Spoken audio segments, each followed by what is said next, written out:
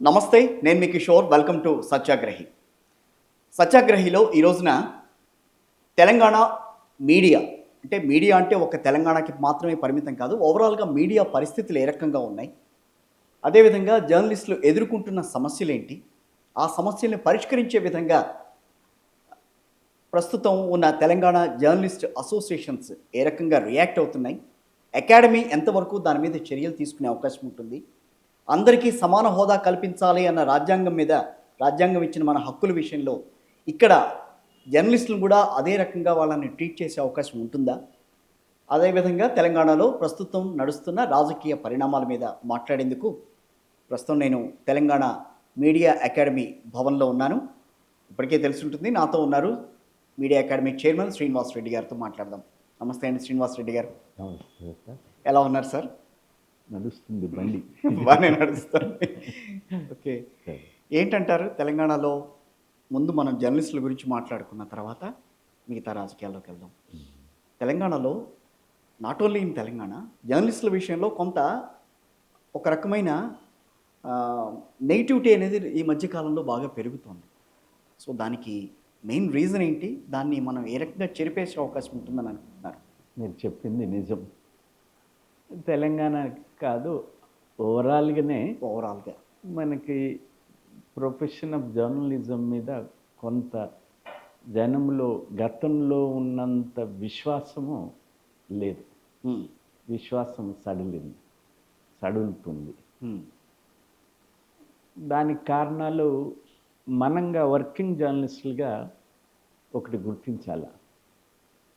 Working జర్నలిస్టులకి జర్నలిజానికి సంబంధించి భారతదేశంలో fourth ఎస్టేట్గా మనం పిలువబడుతున్నటువంటి ఈ డెమోక్రసీలో జర్నలిజాన్ని శాసించే హక్కు ఎవరికీ లేదన్న భావంతో ఉన్నాం. జర్నలిజంలో సెల్ఫ్ రెగ్యులేషన్ తప్ప ప్రభుత్వ రెగ్యులేషన్స్ ఉండకూడదన్న భావం సర్వత్రా ఉంది. ప్రభుత్వ నియంత్రణ అనేది ఉండకూడదు. రైట్, రెగ్యులేషన్ ఆ రకంగా ఇప్పుడు నడుస్తుంది. మన దగ్గర మంచి చెడు చర్చించుకోవాల్సింది వర్కింగ్ జర్నలిస్టులే చర్చించుకోవాలి, పత్రికా యాజమాన్యాలే చర్చించుకోవాలి, సంపాదకులే చర్చించాలి, పాఠకులు, ప్రజలు, సమాజం ఏమనుకుంటుంది మన పట్ల అనేది. దాన్ని కొంత గైడ్ చేయటానికి ప్రెస్ కౌన్సిల్ ఆఫ్ ఇండియా ఉంది. ఇవాళ ఉన్న పరిస్థితులను మనం చర్చించుకోలేకపోతే ఒక భావం తలెత్తుతుంది. ఈ మీడియాను కూడా కంట్రోల్ చేయటానికి ప్రభుత్వం ఏదో ఒకటి చేయాలా అన్న భావాలు వస్తాయి. ఆలోచన రాకూడదు.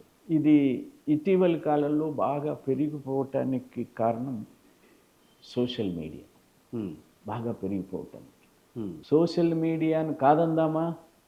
లేదు, కుదరదు, అస్సలు కుదరదు, కాదనకూడదు కూడా. ఆ సోషల్ మీడియాకి ఏమిటి మరి రెగ్యులేషను?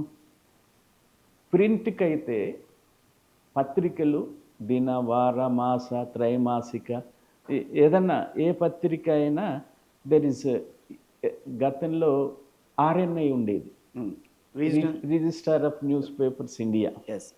దాన్ని ఇప్పుడు కేంద్ర ప్రభుత్వం, NDA ప్రభుత్వం, మోదీ ప్రభుత్వం దాన్ని మార్చేసి PRGI, press registrar general of India అని కొత్తగా, మూలము అదే అయినా కొన్ని కొత్త వీటితో పేరు మార్చి తీసుకొచ్చి PRGI, press registrar general of India.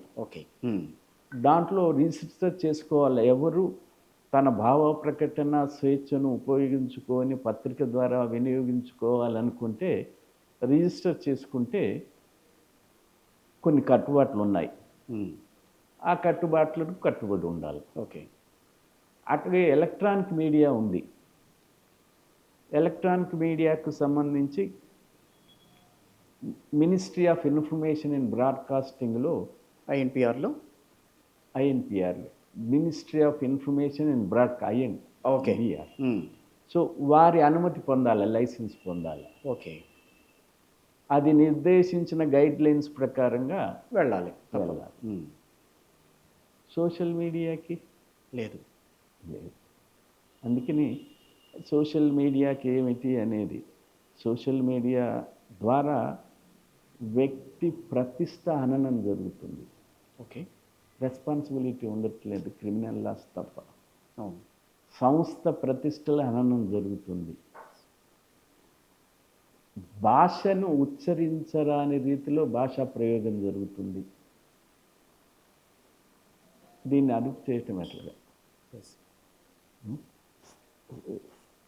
పరువు ప్రతిష్టలకి, మహిళల పరువు ప్రతిష్టకి, ఉన్నత స్థానాల్లో ఉన్న వ్యక్తుల పరువు ప్రతిష్టకి, పేరెన్నికగన్న సంస్థల పరువు ప్రతిష్టకి, రాజకీయ పార్టీల వ్యక్తుల మీద, నాయకుల మీద, పార్టీల మీద దుర్మార్గమైనటువంటి ప్రచారాలు జరుగుతున్నాయి.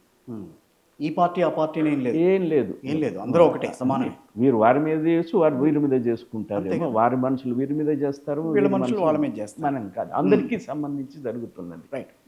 దీనికి సోషల్ మీడియా ఒక కారణం, ఒక ప్రధాన కారణంగా ఉంది.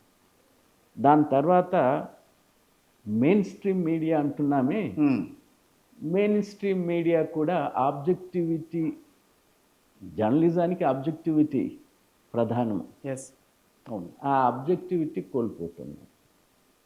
కోల్పోవటానికి కారణాలు మీకు తెలుసు. ఆబ్జెక్టివిటీని విడిపోయాయి, మీడియా విడిపోయింది, మీడియా పార్టీల పరంగా మీడియా విడిపోయింది. అందుకని పాఠకుడు ఇది ఎవరి పేపరు, ఎవరి అనుకూలత రాస్తున్నాడన్న భావాలకు వస్తున్నారు. రైట్. ఆబ్జెక్టివిటీ లోపించింది. ఇది 2. 3, ప్రెస్ ఫ్రీడమ్ ఎవరికి? ఫ్రీడమ్ ఆఫ్ ది ప్రెస్ ఎవరికి? పత్రికా స్వేచ్ఛ ఎవరికి? యాజమాన్యాలక, పనిచేసే వర్కింగ్ జర్నలిస్టులక? రైట్. పత్రికా స్వేచ్ఛ వర్కింగ్ జర్నలిస్టులకు సంబంధించి. యాజమాన్యానికి కాదా? యాజమాన్యానికి కాదు. యాజమాన్యానికి స్వేచ్ఛ, తన పత్రిక ఈ పాలసీలో నడవాల, ఆ స్వేచ్ఛ యాజమాన్యానికి ఉన్నది. ఎడిటోరియల్ పాలసీ ఎలా ఉండాలా అనేది యాజమాన్యాలు నిర్ణయించవచ్చు. ఎడిటోరియల్ పాలసీ ప్రకారంగా అవాస్తవాలను వాస్తవాలు రాయాలా, మనకు నచ్చదు కాబట్టి, మన పాలసీ కాదు కాబట్టి వక్రీకరించాలా అంటే ఓకే. ది యాజమాన్యాల రైట్ ఏమిటంటే, they have every right to express their own opinion through editorials only. You can't distort A news. వాస్తవాన్ని అవాస్తవాన్ని రాయలేరు. వేయకుంటే వేయకపోవచ్చు, కానీ వాస్తవాన్ని అవాస్తవాన్ని ఎట్లా చెప్తారు? ఇందులో సమిధులైపోతున్నారు వర్కింగ్ జర్నలిస్ట్. సో దీనికి ఖచ్చితంగా ఇప్పుడు చర్చ ప్రారంభమైంది దేశం మొత్తం మీద. ఒక మనకి స్వతంత్రము వచ్చిన తర్వాత ఫస్ట్ మన కమిషన్ ఆఫ్ ఎంక్వైరీ యాక్ట్ కింద మొట్టమొదట ఒక ఎంక్వైరీ కమిషన్ వేసింది, ఫస్ట్ ప్రెస్ కమిషన్ వేసింది భారత ప్రభుత్వం. ఎందుకంటే మీడియాకి స్వాతంత్రం సాధించడంలో మీడియా పాత్ర గణనీయమైంది. అందువల్ల ఇప్పుడు స్వతంత్రం వచ్చిన తర్వాత మీడియా పాత్ర గురించి, మీడియాకు సంబంధించిన రక్షణల గురించి, ఫ్రీడమ్ ఆఫ్ ప్రెస్ గురించి, జర్నలిస్టుల రక్షణ గురించి, జర్నలిస్టుల వేతనాల గురించి, నియామకాల గురించి, అన్నింటి గురించి ఈ వ్యవస్థ గతంలో పత్రికలు ఒకే ఒక ధ్యేయంతో నడిచాయి, స్వాతంత్ర సముపార్జనే ధ్యేయంగా నడిచాయి. ఇప్పుడు ఇండస్ట్రీగా మారిపోతాయి. అవును, పారిశ్రామిక సంబంధాలు వస్తాయి, పెట్టుబడులు వస్తాయి, వేతనాలు వస్తాయి. అప్పుడు పత్రిక పెట్టిన వాళ్ళు వేతన సంఘ సిఫారసులు, వేతనాలు అనేది 47కు ముందు ఒక ధ్యేయంతో నచ్చాయి. కాబట్టి ఇప్పుడు ఆ మార్గానికి వస్తున్నాయి. కాబట్టి పత్రికా స్వేచ్ఛను కాపాడాలి, కాబట్టి జర్నలిస్టుల స్వేచ్ఛను కాపాడాలి, కాబట్టి పత్రికను నిర్వహించే వారికి కొన్ని సౌకర్యాలు కల్పించాలి. కాబట్టి దాన్ని మొత్తము పరిశీలించి రికమెండేషన్స్కు ఫస్ట్ స్వతంత్ర భారతదేశంలో ఒక కమిషన్ వేసింది, first press commission. Pandit Jawaharlal Nehru. It is 1950. 1950s. Justice రాజ్యాధ్యక్షతన రాజ్యాధ్యక్ష అనుకుంటాను. దాంట్లో 10 మంది సభ్యులు ఉన్నారు, చాలా పేరెన్నికగన్న వాళ్ళు. జాకీర్ హుస్సేన్ అప్పుడు మన రాష్ట్రపతి చేసిన, ఆయన కూడా దాంట్లో వైస్ ఛాన్సలర్గా ఉన్నాడు. అట్లాగే ఒక నోటెడ్ ఎకానమిస్ట్ ఉన్నాడు, పార్లమెంట్ మెంబర్లు ఉన్నారు. చలపతిరావు గారు ది డాయన్ ఆఫ్ ఇండియన్ జర్నలిజం, ఆయన మెంబర్గా ఉన్నాడు. ఆ తర్వాత చాలా పెద్దవాళ్ళు ఉన్నారు. సో వారు ఇచ్చిన రికమెండేషన్స్ను ప్రభుత్వం ఆమోదించి ప్రెస్ కౌన్సిల్ని ఏర్పాటు చేసింది. ఓకే, ఏదైనా ప్రెస్లో దుర్వినియోగం చేస్తే, పత్రికలు దుర్వినియోగం, జర్నలిస్టు దుర్వినియోగం చేస్తే, ఒకరి ప్రతిష్ట తీసిన దెబ్బతీసిన చేసిన ఇది చేయటానికి ఆలోచించటానికి దీంట్లో ప్రెస్ కౌన్సిల్లో సుప్రీంకోర్టు జడ్జి చైర్మన్గా ఉంటాడు, ఎడిటర్ల రిప్రజెంటేటివ్స్ ఉంటారు, మన వర్కింగ్ జర్నలిస్ట్ల రిప్రజెంటేటివ్స్ ఉంటారు, బిగ్ న్యూస్ పేపర్స్ ఉంటారు, స్మాల్ న్యూస్ పేపర్స్ ఉంటారు, దెన్ యాజమాన్యాల ఐఎన్ఎస్ రిప్రజెంటేటివ్స్ ఉంటారు, bar council of India representative ఉంటారు, సాహిత్య అకాడమీ సభ్యులు ఉంటారు, యూజీసీ సభ్యుడు ఉంటాడు, రాజ్యసభ సభ్యులు ఉంటారు, లోకసభ సభ్యులు ఉంటారు.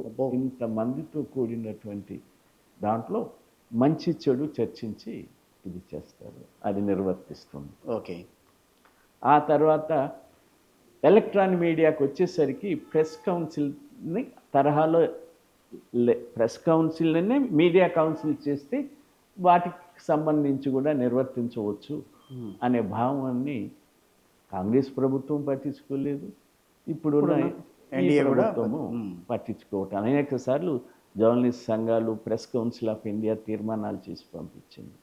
అంతెందుకు, స్టాండింగ్ కమిటీస్, పార్లమెంటరీ కమిటీస్ కూడా రికమెండ్ చేశాయి, ఇంతవరకు చేయలే. ఇప్పుడు ఎలక్ట్రానిక్ మీడియాకు ఉన్నది ఏమిటంటే సెల్ఫ్ రెగ్యులేషన్ పేరుతో బ్రాడ్కాస్టర్స్ అసోసియేషన్ అని ఒకటి పెట్టారు. ఓకే, దాంట్లో సభ్యులు కావాలంటే ₹1,00,000 పెట్టాలి మెంబర్షిప్. సో అదొక, ఇవన్నీ ఉన్నా కూడా ప్రజల్లో ఈ భావాలు వస్తున్నాయి. These are not functioning properly. These institutions are not discharging their responsibility properly అన్న భావాలు వస్తున్నాయి. బయాస్డ్గా వెళ్తున్నాయి. ఈ అన్నింటి మీద ప్రజల భావాలకి దగ్గరగా లేవు. అందువల్ల మనం అడిగింది, జర్నలిస్టులు అడిగింది, 3 ప్రెస్ కమిషన్స్ వచ్చాయి, 2వ ప్రెస్ కమిషన్ పెద్ద వర్క్ చేయలేదు, అందుకని ఎలక్ట్రానిక్ మీడియా అప్పుడు లేదు, సోషల్ మీడియా లేదు, వీటన్నింటినీ పరిశీలించటానికి ఒక మీడియా కమిషన్ వేయాలని గవర్నమెంట్ ఆఫ్ ఇండియాకి 10 సంవత్సరాల నుంచి అడుగుతున్నాను. గవర్నమెంట్ ఆఫ్ ఇండియా ఇప్పటికీ మంత్రులు చెప్తున్నారు అవసరము, ప్రభుత్వం పరిశీలిస్తుంది, కమిటీస్, పార్లమెంటరీ కమిటీస్ రికమెండ్ చేస్తున్నాయి, కానీ జరగటం. ఇవాళ ఉన్న పరిస్థితుల్లో ప్రజల మనోభావాలని, మీడియా రంగంలో వస్తున్న పెడదోరలని, వీటన్నింటినీ పరిశీలించడానికి ఖచ్చితంగా ఒక మీడియా కౌన్సిల్ కేంద్ర ప్రభుత్వం ఏర్పాటు చేస్తే దీనికి కొంత పరిష్కారంగా వస్తుంది. అంటే వర్కింగ్ జర్నలిస్టులని ఇప్పుడున్న పరిస్థితుల్లో ఒక రకంగా వాళ్ళని ఒక పార్టీకి సంబంధించిన వ్యక్తులుగానో ఇంకొక పార్టీకి సంబంధించిన వ్యక్తులుగానో విడగొట్టి చూస్తున్నారు తప్పించి వాళ్ళు అందుహోల్ ఒకటే అన్న విషయం మీద బయటికి రావట్లే ఎక్కడా కూడా. కారణాలు వాస్తవాన్ని అంగీకరించాలి, జరుగుతున్నాయి కదా. వర్కింగ్ జర్నలిస్టులకి press freedom meant for whom అనే క్వశ్చన్ వచ్చినప్పుడు it's is working journalist, editors, working journalist, editor also working journalist. ఆ రకంగానే లేదు కదా పరిస్థితి. మరి ఎందుకు మారింది అనేది చర్చించుకోవాలి కదా. దాన్ని ఎవరు చర్చిస్తారు? ఈ మొత్తం గ్యామెట్ని పరిశీలన చేయాలి కదా. అందుకని ప్రెస్ కౌన్సిల్ అవసరము. ఇప్పుడు అంతకన్నా పెద్ద ఇదేమిటి వచ్చింది, లేబర్ కోడ్స్ వచ్చాయి, 4 లేబర్ కోడ్స్. మనకి వర్కింగ్ జర్నలిస్టులకి అంటే ప్రింట్ మీడియాకి న్యూస్ ఏజెన్సీస్కి ఇది వర్తిస్తుంది. ప్రెస్ కౌన్సిల్ ఇదే వర్కింగ్ జర్నలిస్ట్ చట్టము. ఓకే. ఇప్పటికీ 13-14 ఏళ్ళు అయింది, వేతన సవరణ లేదు. అవును. వేతన సవరణ కేంద్ర ప్రభుత్వ ఉద్యోగులకి, పబ్లిక్ సెక్టర్ ఉద్యోగులకి, ప్రైవేట్ రంగంలో ఉద్యోగులకి, రాష్ట్ర ప్రభుత్వ ఉద్యోగులకి కనీసం 2 సార్లు పెరిగింది. Wage board recommendation government of India ఆమోదించి నోటిఫై చేస్తే అమలు ఏ రీతిలో ఉందని ఒక సంవత్సరం నాడు 6 మాసాల నాడు పార్లమెంట్లో క్వశ్చన్ వస్తే 28% అమలు. ఎంత దుర్మార్గం చెప్పండి. ఇప్పుడు ఆ చట్టాన్ని కూడా రద్దు చేసింది ఈ ప్రభుత్వము. ఆ చట్టాన్ని ఇప్పుడు వర్కింగ్ జర్నలిస్ట్ చట్టం లేదు, అది అవుట్డేటెడ్ చట్టము, బూజు పట్టిన చట్టము, కొలైనల్ చట్టము అని చెప్పింది. మన స్వతంత్ర భారతదేశం వచ్చిన తర్వాత మొదట recommendations press council recommendations press commission recommendations ప్రకారంగా ఏర్పాటు చేసిన చట్టాన్ని ఇవాళ వద్దని అన్నారు. అసలు రద్దు చేసేసింది కేంద్ర ప్రభుత్వం. మనని ఆ చట్టంలో ఒక స్పెషల్ స్టేటస్ ఇచ్చారు వర్కింగ్ జర్నలిస్ట్ చట్టానికి, 4th ఎస్టేట్ అని. ఇవాళ ఆర్డినరీ కార్మికులు ప్రైవేట్ సెక్టర్లో ఏ రకంగా పనిచేస్తారో ఇతర సెక్టార్లలో, ఇతర రంగాల్లో కార్మికుడితో సమానం చేసింది. అంటే 4th ఎస్టేట్ అనేది కేంద్ర ప్రభుత్వానికి మింగుడు పడటం లేదా? 4th ఎస్టేట్ అనేది ఒక స్పెషల్ స్టేటస్గా ప్రజాస్వామ్యంలో 4వ అంగంగా బయటికి చెప్పుకునే దానికి విలువ లేదా, ఉండకూడదా అనేది ప్రశ్నార్థం. విలువ లేకపోతే ధైర్యమా? మీరు చెప్పాల్సిందే. ఇది అంటే no 4th estate in this country. ఉండకూడదు అని అంటే అర్థం ఏంటి? ఇంకో 4th ఎస్టేట్ ఉండకూడదు అంటే చట్టం చేసిందే నడవాలి అన్న ఉద్దేశం. ఎవరు క్వశ్చన్ చేయకూడదనే కదా అక్కడ. దానికి ఉన్న స్పెషల్ ప్రొవిజన్స్, ప్రొటెక్షన్స్ లేవు. కొట్టేసింది. మన మిత్రులు, సమాజము స్పందిస్తున్నది ఏమిటిది అని. వర్కింగ్ జర్నలిస్టులు ఎక్కడ స్పందిస్తున్నారు? లేదు. ఆర్గనైజేషన్స్ ఎంత మేరకు స్పందిస్తున్నాయి? మేము స్పందించాము, కొంతమేరకు స్పందించాము. వర్కింగ్ జర్నలిస్టుల్లో దేశానికి మార్గదర్శకం చూపించి వర్కింగ్ జర్నలిస్టులు ఏమన్నా ఆలోచిస్తున్నారా దీంట్లో? సంఘాలు ఏదో ఆలోచిస్తున్నాయి. అంతా ఐక్యమైతే మనం గొంతును వినిపిస్తే. అవును, ఇంకా ఆ డిఫరెన్స్ అయితే లేదు, అమల్లోకి వచ్చినాయి. ఇప్పుడు కేరళ ప్రభుత్వము అమలు చేయము వీటిని అని చెప్పింది, తమిళనాడు ప్రభుత్వం చెప్పింది అమలు చేయలేమని, బెంగాల్ ప్రభుత్వం చెప్పింది, కర్ణాటక ప్రభుత్వం చెప్పింది. ఇక్కడ రేవంత్ రెడ్డి గారి ప్రభుత్వాన్ని కూడా అందరూ అడుగుతున్నారు ఇక్కడ కూడా అమలు చేయకూడదు అని. కానీ భారతదేశంలో మనకు వర్కింగ్ జర్నలిస్టులకి ఏ చట్టం ఉంది? ఆర్డినరీ ఎంప్లాయీసు, షాప్ కీపర్సు, లేకపోతే ఇండస్ట్రీస్లో తయారు చేసే ప్రొడక్షన్కి సంబంధించిన ఎంప్లాయీస్ మాదిరిగానే now working journalist is employee called working journalist. That's all. అంత దుస్థితి రావడానికి కారణం కేంద్రం తీసుకున్న నిర్ణయమేనా? ఇంకేదా? అబ్సల్యూట్లీ కేంద్ర నిర్ణయం. దాన్ని డిఫర్ చేస్తూ రాష్ట్ర ప్రభుత్వాలు ఏం తీసుకురావటానికి లేదు. వారు ఇచ్చిన దాన్ని కొన్ని సవరించడానికి ఉంటుంది తప్ప ఈ మేజర్ చేంజెస్ మేము వర్కింగ్ జర్నలిస్టులకి ఈ రకంగా చేస్తామని చెప్పటానికి I don't think they have no.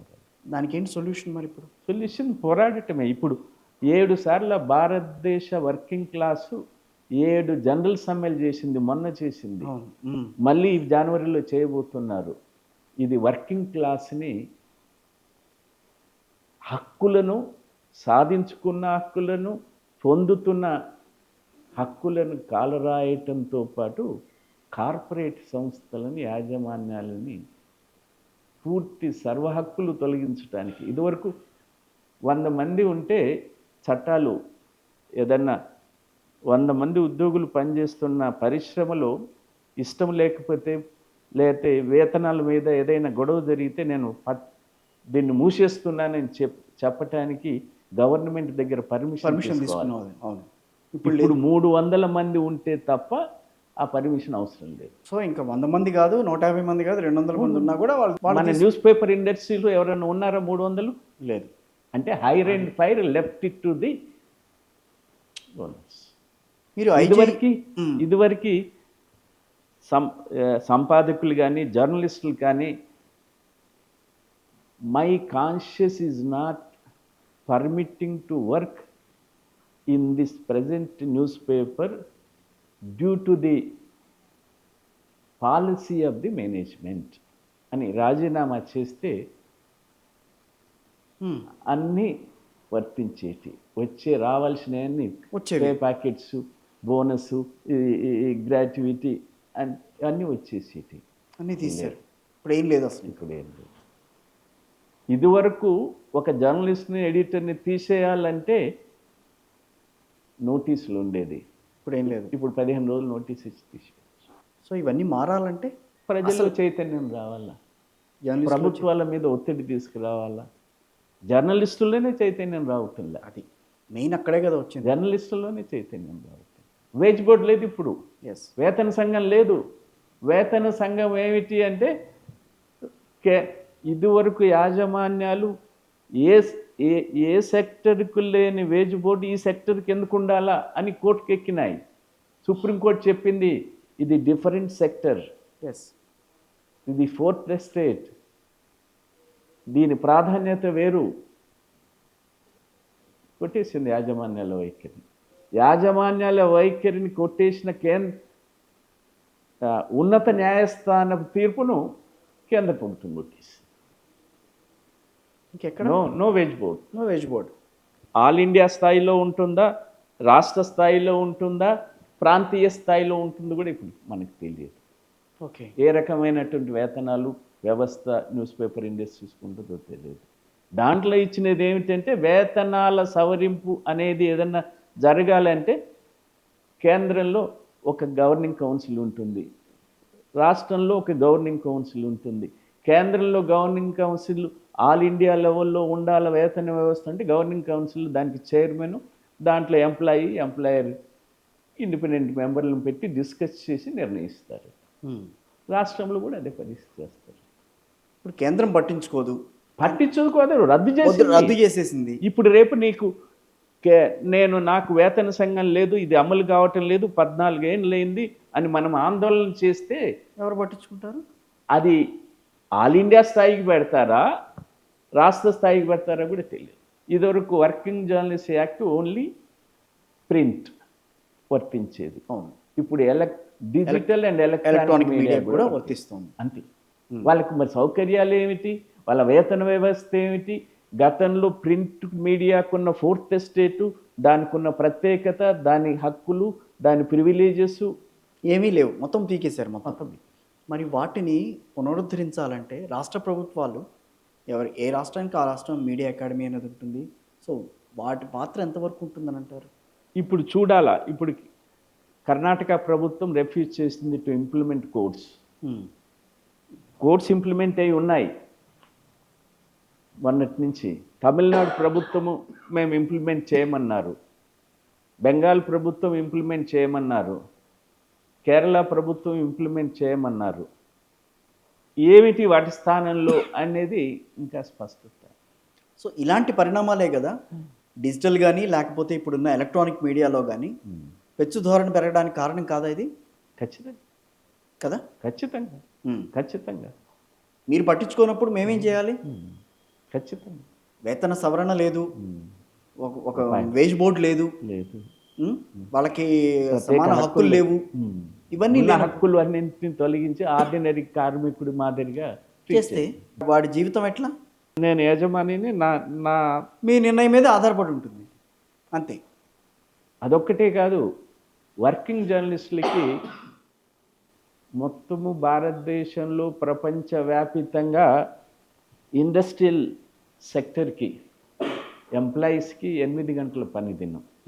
Exceptions ఉన్నాయి కొద్దిగా, కానీ ఆ 8 గంటల పని దినానికి భారతదేశము పార్లమెంటు డిస్కస్ చేసి 6 గంటల పని దినాన్ని వర్కింగ్ జర్నలిస్టులకు ఇచ్చారు. న్యూస్ పేపర్ ఇండస్ట్రీస్లో 3 విభాగాలు ఉంటాయి. అవును, ఒకటి editorial department, 2 managerial department, 3 workers.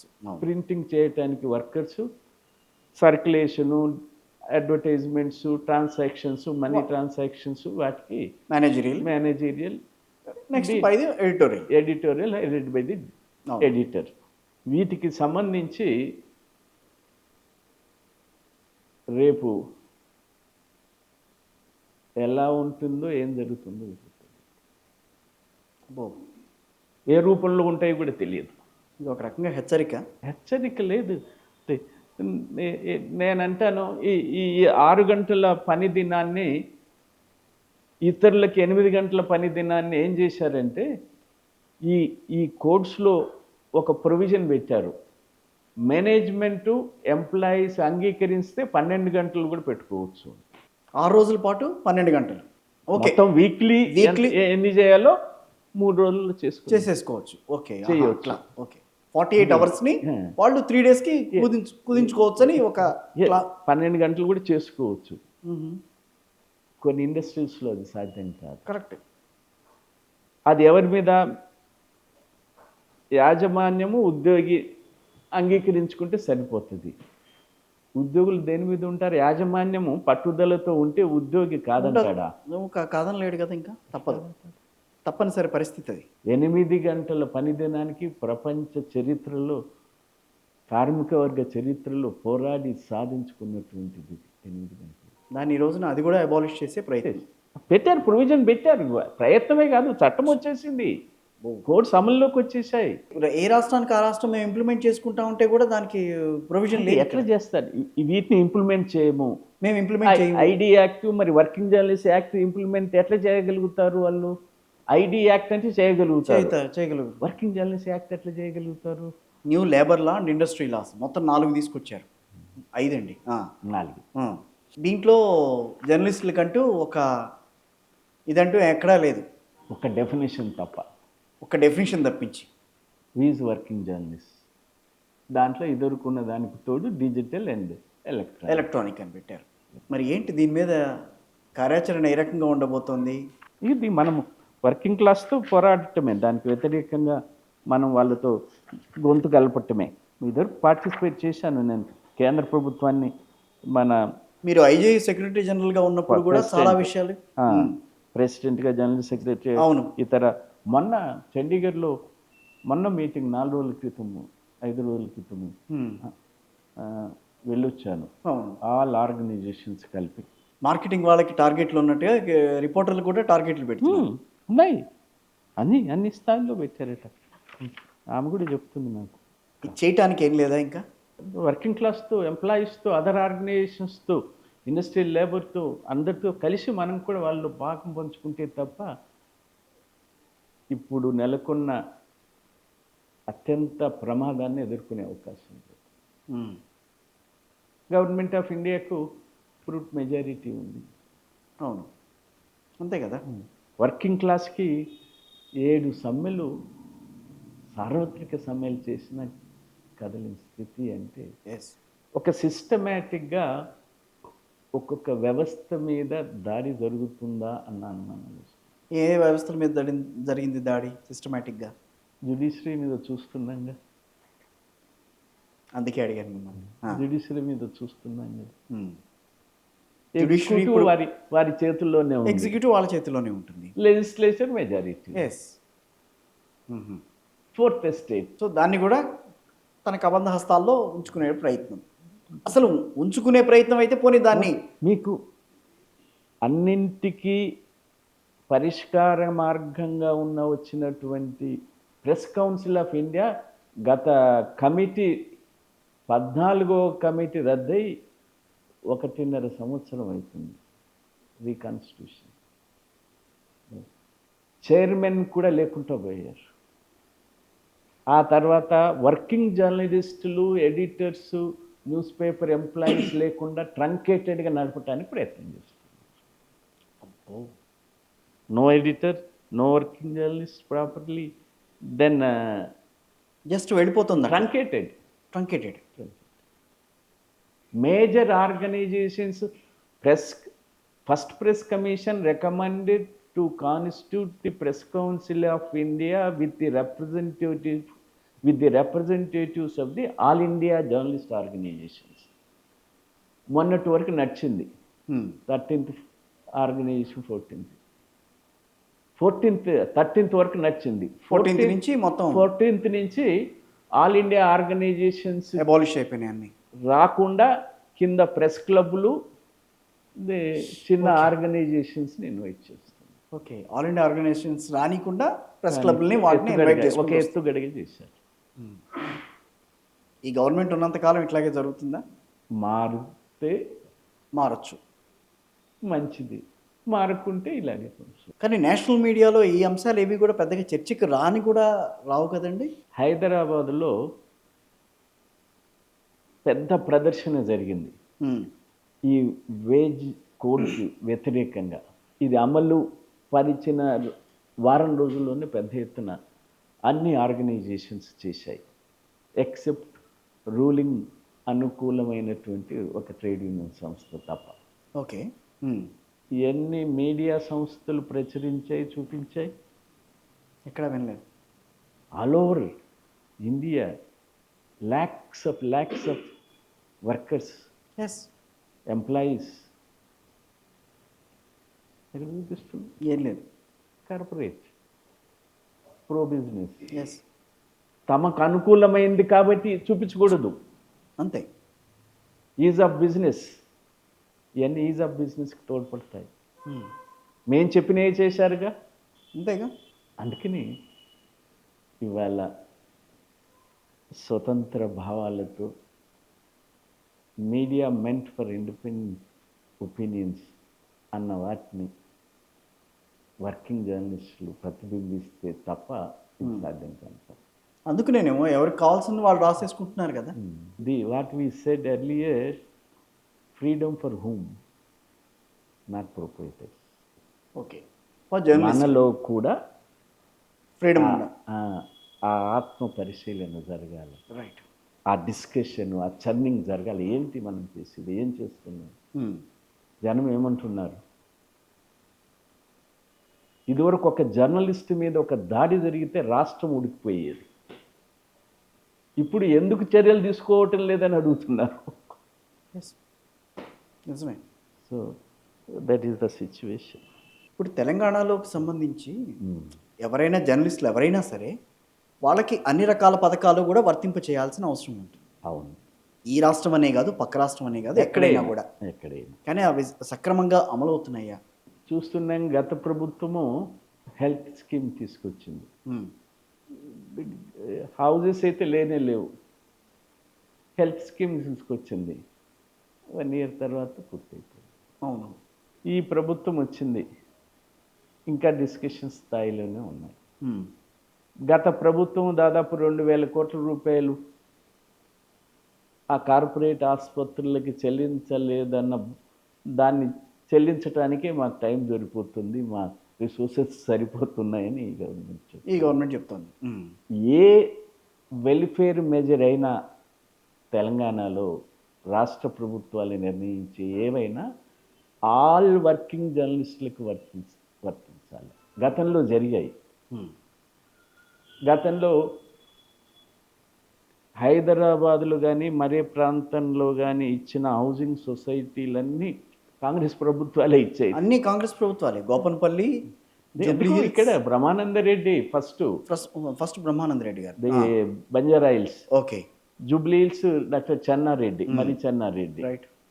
Then Gopanpally మన విజయభాస్కర్ రెడ్డి, కోట్ల విజయభాస్కర్ రెడ్డి గారు. ఆ తర్వాత రాజశేఖర్ రెడ్డి, జవహర్లాల్ నెహ్రూ. ఈ అన్నిట్లలో working journalist means right from editor to proofreader, మొత్తం all type, including librarian, cartoonist, అందరూ ఈ డెఫినేషన్ కిందకి వస్తారు. హైదరాబాదులో ఉన్నటువంటి హౌసింగ్ సొసైటీలో వీళ్ళంతా భాగస్వాములు, లబ్ధిదారులుగా ఉన్నారు. మన వాళ్ళకు కొంతమందికి కొన్ని సెక్షన్లకు ఎందుకు మాకు రావటం లేదని ఒక ప్రాంతానికి వరంగల్ జిల్లాలో ఇది ఎక్కువ వచ్చింది. ఆ తర్వాత కాలంలో అందరికీ ఇస్తున్నారు. ఇప్పుడు ఈ ప్రభుత్వం కూడా accreditation is meant for reporters, those who cover the news, leg work చేసే వాళ్ళకి, those who went and present and cover చేసే వాళ్ళకి, access to the news, government news, సెక్రటరీకి వెళ్ళే వాళ్ళకి గవర్నమెంట్ ఆఫీసులకి ఒక ప్రదర్శన జరుగుతుంటే వెళ్ళి కవర్ దాన్ని చేయడానికి పోలీసులు cover చేసి ఉంటారు కాబట్టి వాళ్ళకి చూపించడం. ఐడెంటిఫికేషన్కి ఇది ఫస్ట్ ప్రెస్ కమిషన్ రికమెండేషన్ దేశవ్యాప్తంగా అన్ని రాష్ట్రాల్లో అమలు జరుగుతుంది. ఇప్పటికీ అట్లా అమలవుతున్నాయా? ఏ రాష్ట్రమైనా అట్లది చేస్తుంది. Accreditation meant for only reporters. డెస్క్కి 2 భాగాలు ఉంటాయి, ఎడిటోరియల్ డిపార్ట్మెంట్లో 2 భాగాలు, ఒకటి desk, 2 bureau. Yes, bureau meant for వార్తల సేకరణ. పంపించిన వార్తల్ని సరిచూసి వండివార్చేది వాళ్ళు ఇచ్చేసి పేపర్ చూసి వీరి పనులు వారు. ఒకవేళ ఎడిటరు బాబు ఒక సబ్ ఎడిటర్ని బ్యూరో తక్కువ ఉంది, కొద్దిగా స్ట్రెంథెన్ చేయాలా, మంచి వాళ్ళు కావాలా, మీరు బ్యూరోకి వెళ్తారా, రిపోర్టర్గా పనిచేస్తారా అంటే వెళ్తే ఆయనకు అక్రిటేషన్ వస్తుంది. లేదు ఈ బ్యూరోలో మీరు సక్రమంగా పనిచేయటం లేదు, మిమ్మల్ని డెస్క్కి తీసుకుపోతామంటారనుకో, అక్రిటేషన్ పోతుంది. రైట్. గవర్నమెంట్ ఇచ్చే వైద్య సౌకర్యాలు కానీ, రవాణా సౌకర్యాలు కానీ, ఇళ్ల స్థలాలు కానీ డెఫినేషన్ ఆఫ్ వర్కింగ్ జర్నలిస్ట్ అందరికీ వర్తిస్తుంది, కానీ అక్రిడిషన్ అనేది మాత్రం వీళ్ళకి మాత్రమే వర్తిస్తుంది అనేది. ఇప్పుడు ఈ గవర్నమెంట్ పట్టుదలతో ఈ 2 సెగ్రిగేషను దేశవ్యాప్తంగా ఎట్లాగ ఉందో ఇప్పుడు అట్లాగే చేద్దాం, మన జర్నలిస్టులకి ఇక్కడ వర్కింగ్ జర్నలిస్టులకి సహాయపడాలని చెప్పి ముఖ్యమంత్రి గారు రేవంత్ రెడ్డి గారు, సమాచార శాఖ మంత్రి పొంగులేటి శ్రీనివాసరెడ్డి గారు డిస్కషన్స్ చేస్తున్నారు. ఇది ఒక ప్రాసెస్. ఈ జియో, ఈ రెగ్యులేషన్స్ ఇవన్నీ అమలుకు వచ్చేసిన తర్వాత ఈ వెల్ఫేర్ మెజర్స్ని హెల్త్, ట్రాన్స్పోర్టు, హౌసింగ్ మీద మీరు అనుకున్న దాన్ని బట్టి ఓకే డెస్క్ వాళ్ళకి ఇవ్వాలి, వీళ్ళకి ఇవ్వాలి అని నేను అనుకుంటున్నాను. బట్ ఎందుకని ఈ రకమైన వ్యత్యాసం కనిపిస్తుంది? గతంలో మేము ఇచ్చాము, ఇక ఈ గవర్నమెంట్ సరిగ్గా ఇవ్వలేకపోతుంది, మేము అందరినీ కూడా కన్సిడర్ చేసాము, ఇక్కడ ఇవ్వట్లేదు, ఈ రకమైన వాదనలు ఎందుకు వస్తున్నాయి జర్నలిస్టుల మధ్యలోనే, యూనియన్స్ మధ్యలో ఎందుకు వస్తున్నాయి? అక్రిటేషన్ ఎందుకు ఇచ్చారు, దేని కొరకు అడిగారు వాళ్ళు? డెస్క్ జర్నలిస్టులు అక్రిటేషన్స్ దేని కొరకు అడిగారు? ఏది అందటం లేదని అడిగారు. మాకు అవుట్ సైడ్స్ చేయటం లేదు, వెల్ఫేర్ మెజర్స్ అందటం లేదు అని ఒక వర్గం, ఒక ప్రాంతమే, అందరూ హైదరాబాద్లో ఎవడు అడగలేదు, ఓకే కొందరు వచ్చి అడిగారు. ఇప్పుడు అది ఎన్ష్యూర్ చేస్తున్నారు కదా, చట్టంలో జీవోలో ఎన్ష్యూర్ చేస్తున్నారు కదా, అది అడగట్లా. అక్రిడిషన్ అనేది డెస్క్లో ఉన్న వాళ్ళకి కూడా ఏమని అడుగుతున్నారు కదా. అదే చెప్పేది. అక్రిటేషన్ ఎందుకు అడిగారు మీరు? యాజ్ సబ్ ఎడిటర్ ఎందుకు అడిగారు మీరు? మాకు ఈ సౌకర్యాలు ఓన్లీ అక్రిటేటెడ్ కరెస్పాండెంట్స్కే అందుతున్నాయి, వరంగల్లో అందాయి, ఇతర ప్రాంతాల్లో అందాయి, మా డెస్క్ను గుర్తించటం లేదు.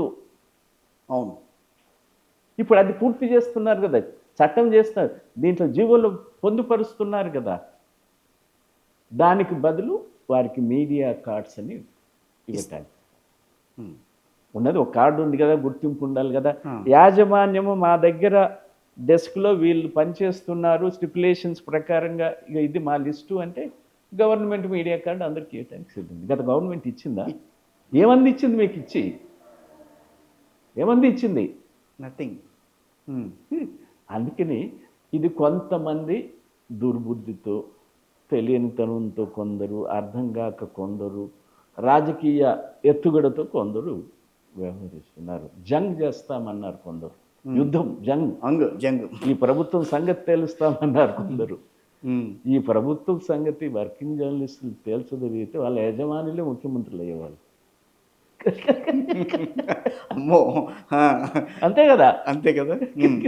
అంటే ఈ పెద్ద మాటలు ఒక వర్కింగ్ జర్నలిస్టు చట్టం చదవకుండా, జీవో చదవకుండా 2 కార్డులా జర్నలిస్టుల్ని రెండు విభాగాలు చేస్తారా? 2 క్లాసుల విధానమా అన్నారు. కరెక్ట్. ఎంత నీచత్వం చెప్పండి, ఎంత పరమ దుర్మార్గము భాష. అంటే ఏ ఎత్తుగడతో నువ్వు మాట్లాడుతున్నావు? సమస్యను పరిష్కరించుకోవటానిక రాజకీయ దురుద్దేశాలతో ఎత్తుగడతో మాట్లాడుతున్నావా? ఎవరు విభజించారు డెస్క్ని? డెస్క్ బ్యూరో అనేది చేసింది ఎవరు? చట్టం చేసింది. ఎస్, ఎడిటర్ చేశాడు, యాజమాన్యం యాజమాన్యం చేసింది. చేశారు, ప్రభుత్వం చేసిందా? ప్రభుత్వానికి అసలు ఎందుకు అక్కడ అన్నావు 2 గ్లాసులు? 2 గ్లాసులే కాదు 3 గ్లాసులు. ఇదివరకు ప్రూఫ్ డేటను అంత దూరాన్ని కూర్చోబెట్టేవాళ్ళు. డెస్క్ ఇక్కడ ఉండేది, బ్యూరో ఎక్కడ ఉండేది. 3 గ్లాసుల విధానం. అదే బాధ్యత. ఈ తెగింపు అన్ప్రొఫెషనల్ పీపుల్తో వస్తుంది, ప్రొఫెషనల్ పీపుల్తో రావట్లేదు. Okay, most unprofessional people. Journalism అంటే ఏమిటి అని, జర్నలిజం అంటే కార్డులు, సౌకర్యాలు ఇవేనా అన్నట్టే భావంతో ఉన్నారు. గత గవర్నమెంట్లో జరిగిన దుర్వినియోగాలకు సంబంధించి అరే జర్నలిస్ట్కి పాస్ వస్తే ఉచిత బస్ పాస్ అట్రా వాళ్ళు కావాలంటున్నారు. ప్రొఫెషన్తో సంబంధం లేని వాళ్ళు ఎవ్వరు ఎన్ని పోలీసులు పట్టుకున్న కేసుల్లో బోరేస్తే వస్తారా? పోలీసులు పట్టుకుంటే అక్యుటేషన్స్ వస్తాయా? ఇల్లు కడితే వస్తాయా? ఇసుక లారీలకు వస్తాయా? బ్లాక్ మెయిలింగ్లకు వస్తాయా? ఇవన్నీ పోలీసుల దగ్గరే ఉన్నవే. దీనికి ఎవరు రెస్పాన్సిబుల్? మనం ఆలోచించుకోకూడదు. జర్నలిస్టులుగా, ప్రొఫెషనల్ జర్నలిస్టుగా, వర్కింగ్ జర్నలిస్టులుగా ఎవరు ఈ దీంట్లో బాగా నోరు చేసుకునేదంటే అన్ప్రొఫెషనల్స్. What is profession? దాని శాంటిటీ ఏంది, దాని నిబంధనలు ఏంది, దాని బాధ్యతలు ఏంటి అని గుర్తింపు లేకుండా హవారాగా మాట్లాడే వాళ్ళు ఈ మాటలు మాట్లాడతారు. అందుకనే ఏమని చెప్పండి, యుద్ధం చేస్తారట, ప్రభుత్వాన్ని దించుతారట, కరెక్ట్, ప్రభుత్వ సంగతి తేలుస్తారట, ముఖ్యమంత్రి సంగతి తేలుస్తారట, సమాచార శాఖ మంత్రి సంగతి సరే పూర్ అకాడమీ సంగతి తెలుస్తారు. ఈ మాటలన్నీ అన్ప్రొఫెషనల్స్. నాకు అప్పుడప్పుడు అంటే యాంటీ సోషల్స్ కూడా ఏమైనా వచ్చారా ఈ ప్రొఫెషన్లోకి, జ్వరబడ్డారా అన్న భావం కూడా వస్తుంది. ఈ భాషలు, ఈ పదజాలం. అవునండి, దీనికి జర్నలిస్ట్ అన్న వాడికి విధి విధానాలు మీరెట్లా పెడుతున్నారు, అర్హతలు కూడా పెట్టచ్చు కదా? ఏం పెట్టడానికి లేదు, చట్టమే ఉంది, చదువుకోవటంలే. జర్నలిస్ట్ అనేవాడి బాధ్యత అనేది గుర్తెరగటంలే. జర్నలిస్ట్ అంటే కార్డు కావాలా, జర్నలిస్ట్ అంటే ఉచిత బస్ పాస్ కావాలా, జర్నలిస్ట్ అంటే ఇంటి స్థలం వస్తుంది, జర్నలిస్ట్ అంటే ఉచిత వైద్యం వస్తుంది అన్న భావాలతో జర్నలిజానికి అట్రాక్ట్ అవుతున్నారు. సామాజిక సేవ కాదు, what is the responsibility of A working journalist అనే భావంతో కాదు, ఈ దేశము ప్రజల బాగోగులు పట్టించుకుందామన్న భావంతో కాదు వచ్చేది.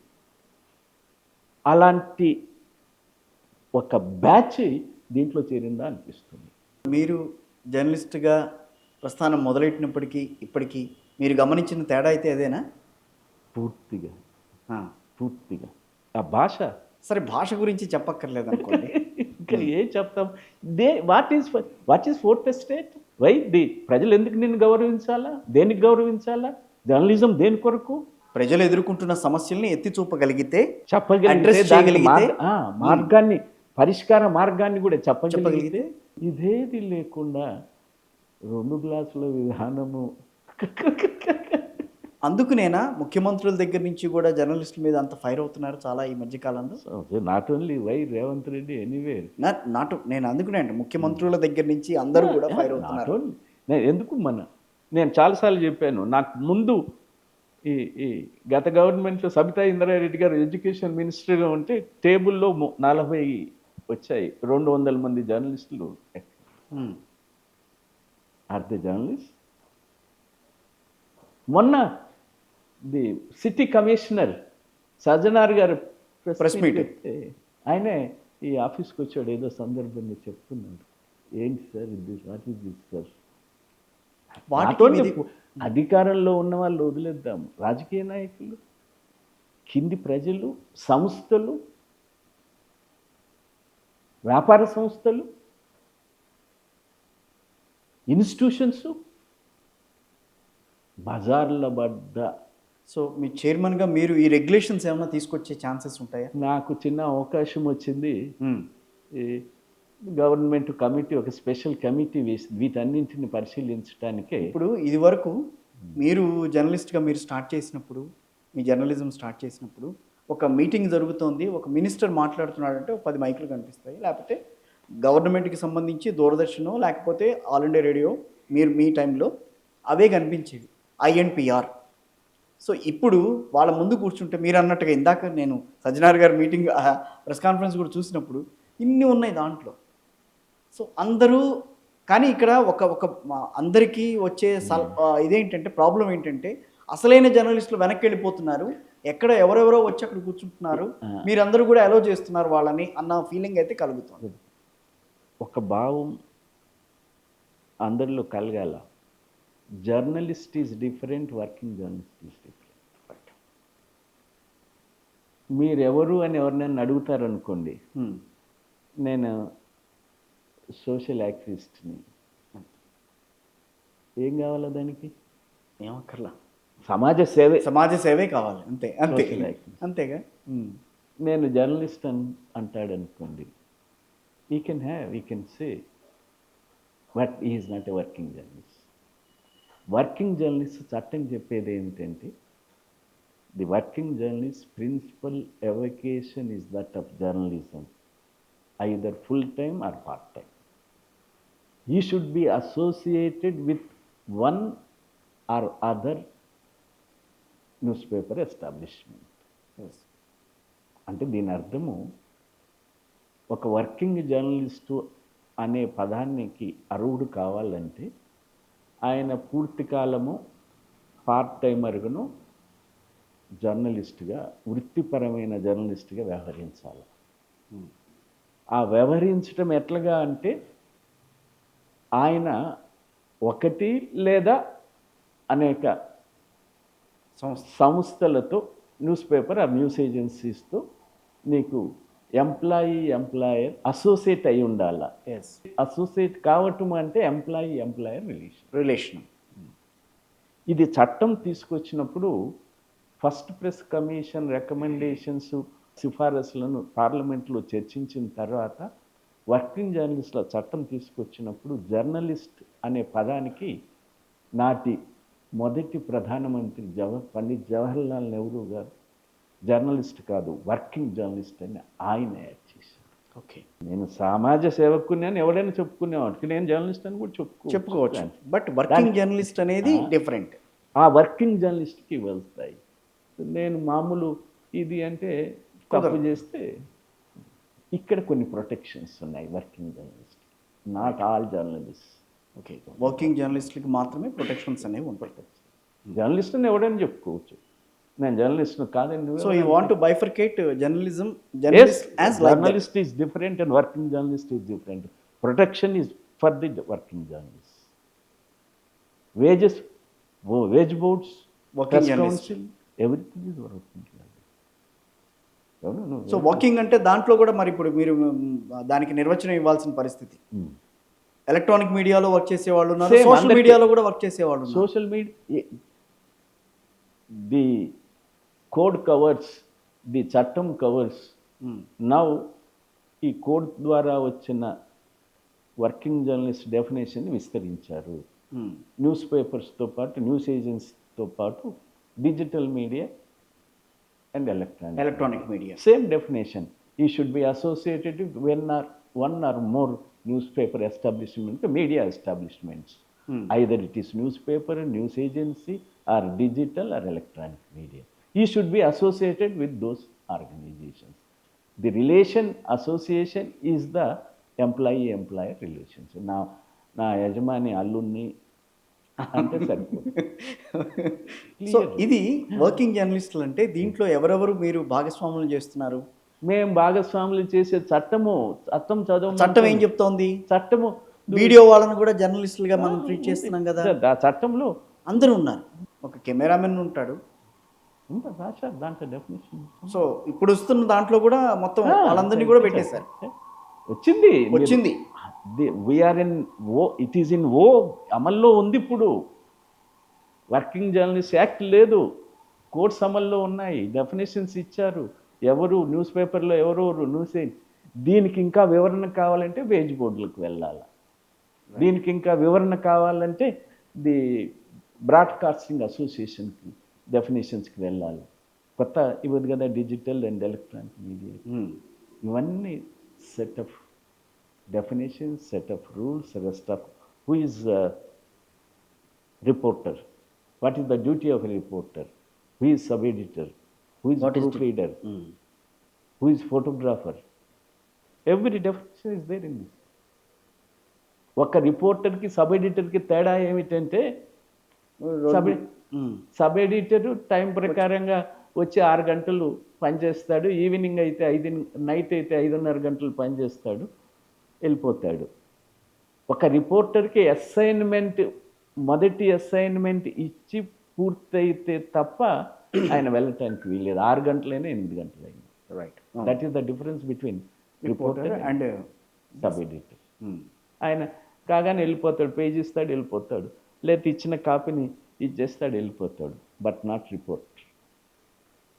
ఈ should discharge his assignment whether it's 6 hours or 8 hours.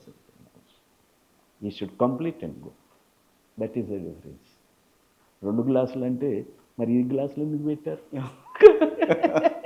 ఆయన 5:30 గంటలకు వెళ్ళిపోతాడు, 6 గంటలకు వెళ్ళిపోతాడు, ఈయనకి 8 గంటలకు ఎందుకు పెట్టారు? కానీ ఒకటి, జర్నలిస్టుల విషయంలో ప్రభుత్వాలు సరైన విధానంలో వెళ్ళకపోవటం వల్లే ఈ రోజున 4th ఎస్టేట్ అనేది రాను రాను కరెక్ట్ దాని ప్రిఫరెన్స్ తగ్గిపోతూ వస్తుంది. అవును, యాజమాన్యాల రోల్ పెరిగిపోతుంది, యాజమాన్యాల రోల్ పెరుగుతుంది, పార్టీల రోల్ పెరుగుతుంది. పార్టీలు కాదు, పార్టీలు కూడా యాజమాన్యాలనే పట్టుకుంటాయిగా. అంతేలేండి. సమిధలు వర్కింగ్ జర్నలిస్టులు, సమిధలు వర్కింగ్ జర్నలిస్టులు, సమిధలు వర్కింగ్. సో ఈ పద్ధతి అంతా మారాలంటే ఎంత టైం పట్టే అవకాశం ఉంటుంది? ఇంకా స్వతంత్రం ఎంతకాలం తర్వాత వచ్చింది? సరే, మనలో కాన్షియస్నెస్ పెరగాలి, ప్రజల్లో కాన్షియస్. వర్కింగ్ జర్నలిస్టులోనే ఈక్వాలిటీ, వర్కింగ్ జర్నలిస్టులోనే ఇలాంటి ఆలోచనలతో ఒక స్ట్రాటా మేము జర్నలిస్టులమని వచ్చి చేస్తున్న వాదనలు ఉన్నాయే. ఎంతకాలం పట్టాలి? ఇట్లా చెప్పుకుంటూ పోతే, వింటే, జనంలో తెలిస్తే, అది రేపు కావచ్చు, వచ్చే ఎన్నికల్లో కావచ్చు, లేకపోతే ఇప్పటికే ఏమిటి అన్న భావాలతో కేంద్ర ప్రభుత్వం ఆలోచిస్తే రావచ్చు. రైతులది పెట్టారుగా, అవును, అట్లాగే దీన్ని అవేర్నెస్లో పెట్టి ఇచ్చేయటానికి కూడా అవకాశం ఉంది, ప్రెజర్స్ పెరిగితే. రాష్ట్రాల్లో ఉన్న మీడియాకి, నేషనల్ వైడ్గా ఉన్న మీడియాకి, నేషనల్లో ఉన్న మీడియాకి చాలా డిఫరెన్సెస్ కనిపిస్తూ ఉంటాయి. కానీ ఎట్లా? అంటే జర్నలిస్టులుగా వాళ్ళు మాట్లాడే విధానంలో కానీ, ఇక్కడున్న వాళ్ళు మాట్లాడే విధానంలో కానీ, వీళ్ళకున్న ఇది విధానం కానీ, వాళ్ళు ఒక రకంగా profession is the same, education is different. అంతేగా? అంతేనండి. Experience is, yes, responsibility is different. You have to behave in more responsible.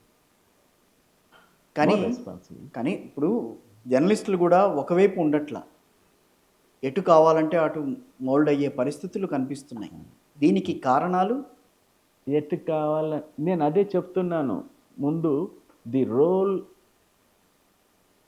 Of the proprietors, owners are becoming danger.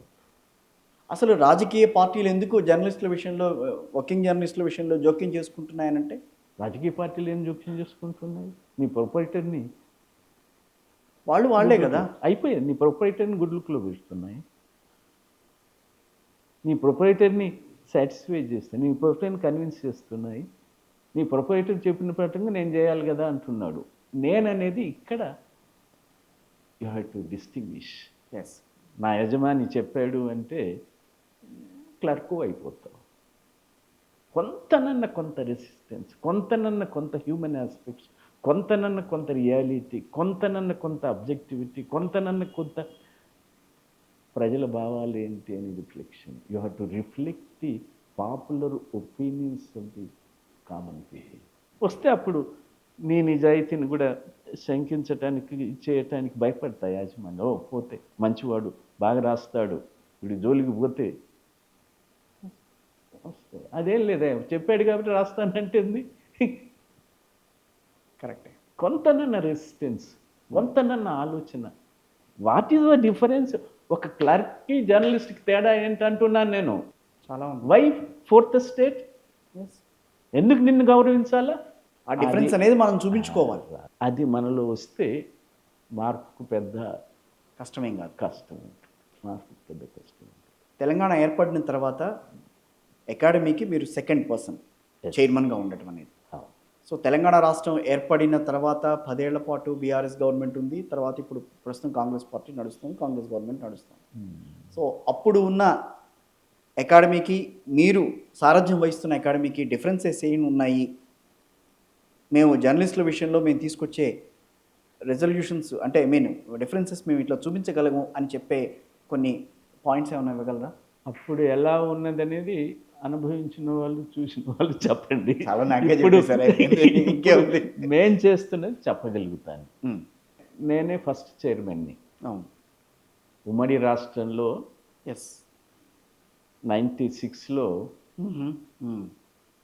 నేనే ఫస్ట్ చైర్మన్ని. ఆఫీసు, ఫర్నిచరు ప్రెస్ అకాడమీకి ఏర్పాటు చేసుకుని. Okay.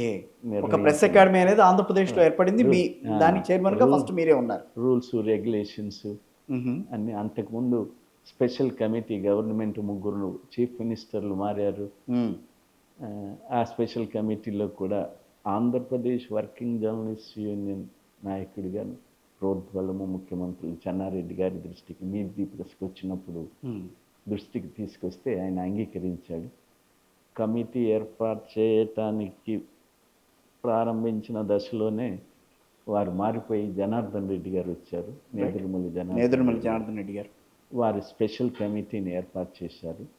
దాంట్లో Siasat editor Abdali Khan, okay, Padmashri, అవును పద్మశ్రీ, ఆయన చైర్మన్గా, నండూరి రామ్మోహన్ రావు గారు ఆంధ్రజ్యోతి ఎడిటర్ సంపాదకులు సభ్యులుగా, Hindu Hyderabad resident editor RJ Rajendra Prasad సభ్యులుగా, ఆ తర్వాత నేను Andhra Pradesh union of working journalist సభ్యుడిగా, ఏపీయూడబ్ల్యూజీ. ఆ తర్వాత నాటి ముఖ్యమంత్రి జనార్దన్ రెడ్డి గారి ప్రెస్ అడ్వైజర్ సిహెచ్ రాజేశ్వరరావు గారు ఒక సీనియర్ జర్నలిస్ట్ సభ్యులుగా, సెక్రటరీ మన డైరెక్టర్ కమిషనర్ సెక్రటరీగా. ఓకే. మేము అన్ని రాష్ట్రాలు తిరిగి ఇలాంటి ఇన్స్టిట్యూషన్స్ పనిచేసే దగ్గర ఇచ్చేసి వచ్చిన తర్వాత నివేదిక ఇచ్చాం. ఆ నివేదిక పరిశీలనలో ఉన్న క్రమంలోనే నివేదికను ప్రభుత్వం యాజ్ ఇట్ ఈస్గా ఆమోదించింది. తర్వాత కమిటీని ఏర్పాటు చేయాలి, కాన్స్టిట్యూట్ చైర్మన్ని చేయాలి. చేయటానికి డిస్కషన్స్ ఆనాటి కమిషనర్ ముఖ్యమంత్రి నా కోట్ల విజయభాస్కర్ రెడ్డి ఆదేశాల మేరకు నాటి కమిషనర్ ఎంవిఎస్ ప్రసాద్ గారు ఓకే నాతో యూనియన్ రిప్రజెంటేటివ్గా నన్ను పిలిచి, దీంట్లో ఉన్నాను కాబట్టి మొదటి నుంచి పిలిచి అడిగాడు ఎట్లా ఎవరిని అని. అన్నప్పుడు 2-3 పేర్లలో మేము బ్రోచ్ చేసి చూసాము, వారిని అడిగి చూసాము. వారు వివిధ కారణాలతో వద్దని అనుకున్నారు. ఆ లోపు గవర్నమెంట్ వెళ్ళిపోయింది, ఎలక్షన్స్ వచ్చాయి, ఎన్టీ రామారావు గారి ప్రభుత్వం వచ్చేసింది. శాసనసభలో ఒక క్వశ్చన్ వస్తే 30 డేస్లో నేను దీన్ని ఏర్పాటు చేస్తానని ఎన్టీ రామారావు గారు on the floor of the house ఈ అనౌన్స్డ్ ఇట్. మీన్వైల్ వారు కూడా మారిపోయారు. ఆ తర్వాత చంద్రబాబు నాయుడు గారు వచ్చారు. సూర్యాపేటలో Andhra Pradesh working journalist union state council మీటింగ్కి హాజరయ్యారు ముఖ్య అతిథిగా. అక్కడ ఈ అనౌన్స్మెంట్ జరిగింది. Okay, that is how it is established. Okay. నా తర్వాత పుత్తూరు వెంకటేశ్వరరావు గారు, ఐ వెంకట్రావు గారు, ఏబీకే ప్రసాద్ గారు, మన దేవులపల్లి అమర్ గారు అందరూ చేశారు. ఆ తర్వాత రాష్ట్ర విభజన కొత్తది వచ్చింది. అప్పుడు అందరూ the basic intention of this organisation is భారతదేశంలో ఎక్కడా లేని విధంగా మన తెలుగు పత్రికల విస్తరణ జరిగింది.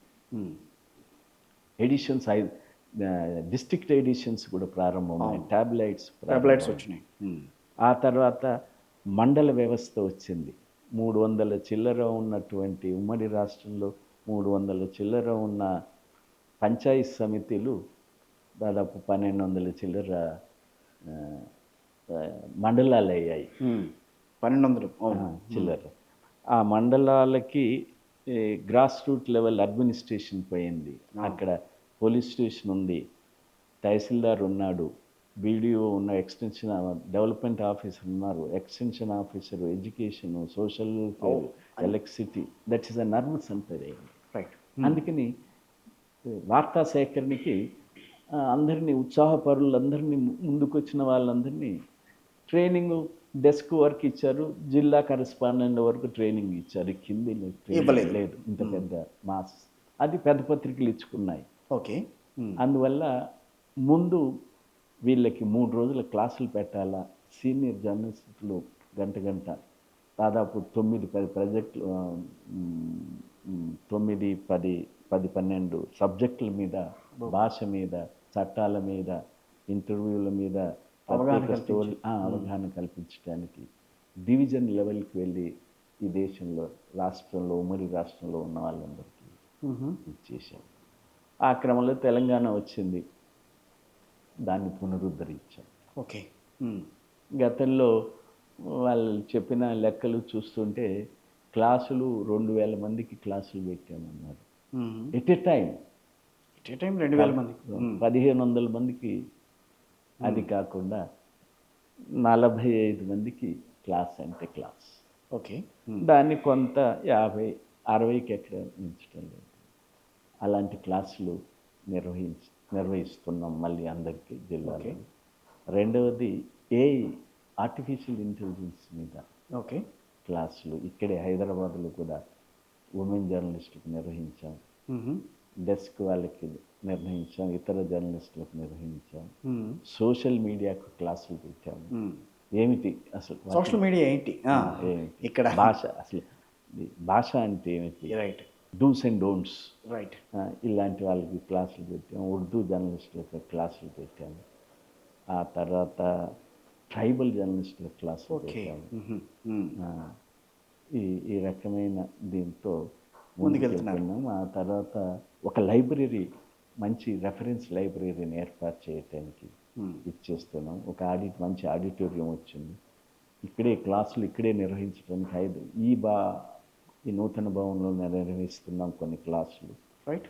ఆ తర్వాత మన పూర్వీకులు ఉన్నారు జర్నలిస్టులు, వాళ్ళ చేత వాళ్ళ జీవితాలు ఏంటి, జర్నలిస్ట్ ఎట్లా బయోగ్రఫీ ఏంటి, ఎట్లా చేశారు, ఏ పత్రికలు ఎట్లా చేశారు, ఏమిటి అనేది పెద్ద పెద్ద పుస్తకాలు వేస్తే చదువురు అని జేబులు పెట్టుకునే 34 పేజీలు చదివి పడేయచ్చు.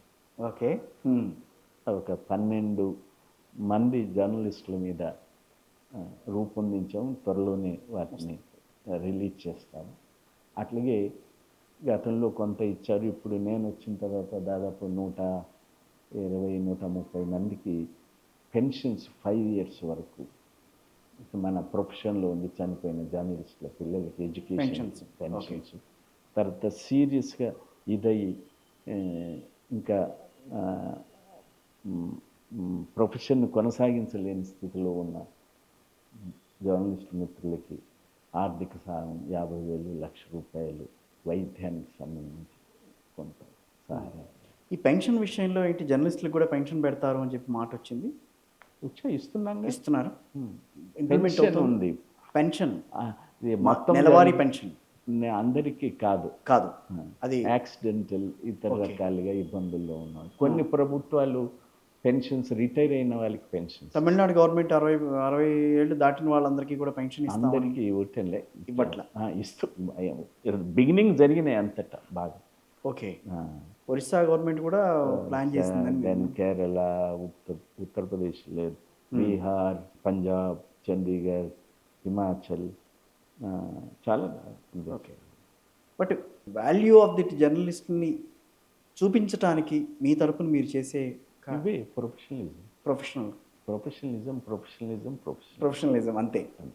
క్వాలిటీ పెంచడానికి, అంతే. వాళ్ళపై నిబద్ధత రావడానికి. How to write, what not to write, ఇదే కదా భాష, ఇంటర్వ్యూస్. వాళ్ళ సంక్షేమం కోసం చేస్తున్నాం, అదే కదా ఇప్పుడు అన్నిట్లోనూ వాళ్ళని జాయిన్ చేసే విధంగా, అన్ని పథకాల్లో కూడా వాళ్ళకి వర్తింపజేసే విధంగా. ఇప్పటిదాకా చెప్పింది అదేగా. Right. There is no discrimination extending the government welfare measures, no discrimination working journalist అందరికీ వర్తిస్తుంది. యాక్చువల్గా మీ దగ్గరికి వచ్చిన తర్వాత రాజకీయాలు మాట్లాడకూడదని అనుకున్నా కూడా రాజకీయాల్లో మీరు ఇంతమందితో ముఖ్యమంత్రులతో మీరు కలిసి నడిచారు కాబట్టి కొన్ని తెలుసుకుందాం అన్న ప్రయత్నంలో అడుగుదామని అనిపిస్తాం.